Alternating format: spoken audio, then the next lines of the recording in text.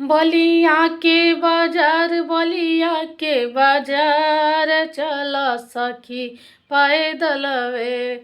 बलिया के बाजार बलिया के बाजार चल सखी पैदल वे। ओही बजरिया में काका बेचला काका बेचला हो काका बेचला। डमरू बेचला तिरसुलो बेचला डमरू बेचला तिरसुलो बेचला। भोला के सिंगार भोला के सिंगार चल सखी पैदल वे। ओही बजरिया में काका बेचला काका बेचला हो काका बेचला।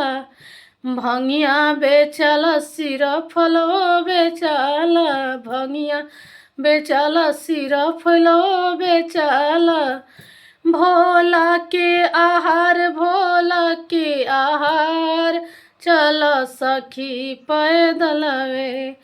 बलिया के बाजार चल सखी पैदल वे।